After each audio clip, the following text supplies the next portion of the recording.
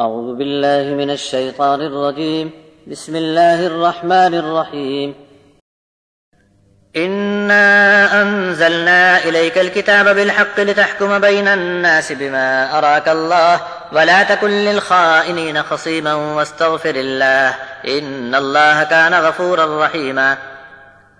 ولا تجادل عن الذين يختانون أنفسهم إن الله لا يحب من كان خوانا أثيما يستخفون من الناس ولا يستخفون من الله وهو معهم إذ يبيتون ما لا يرضى من القول وكان الله بما يعملون محيطا. ها أنتم هؤلاء جادلتم عنهم في الحياة الدنيا فمن يجادل الله عنهم يوم القيامة أم من يكون عليهم وكيلا ومن يعمل سوءا أو يظلم نفسه ثم يستغفر الله يجد الله غفورا رحيما. ومن يكسب إثما فإنما يكسبه على نفسه وكان الله عليما حكيما. ومن يكسب خطيئة أو إثما ثم يرم به بريئا فقد احتمل بهتانا وإثما مبينا.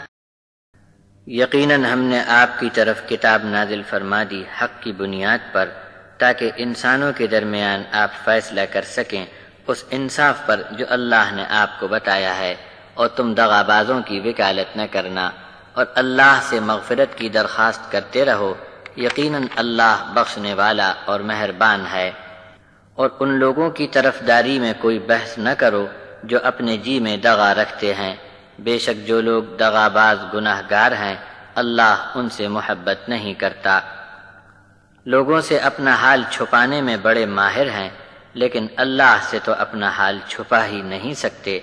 جب رات کو خفیہ مشورے کی بات اللہ کی مرضی کے خلاف کرتے ہیں تب بھی اللہ ان کے پاس موجود ہوتا ہے، ان کے سارے کام پر اللہ نے گھیرا ڈال دیا ہے۔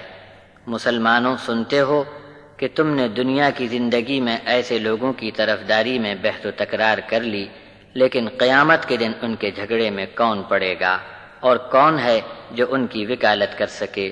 اور جو کوئی برا عمل کرے یا خود اپنا ہی نقصان کرے پھر اس کے بعد اللہ سے مغفرت کی درخواست کرے تو وہ اللہ کو مغفرت کرنے والا پائے گا۔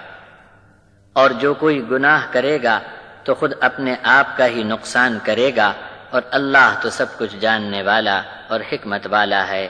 اور جو کوئی خطا کاری اور گناہ تو خود کرے اور پھر کسی بے گناہ پر اس کی تہمت لگا دے تو اس نے بڑا بہتان باندھا اور کھل کر گناہ سمیٹ لیے۔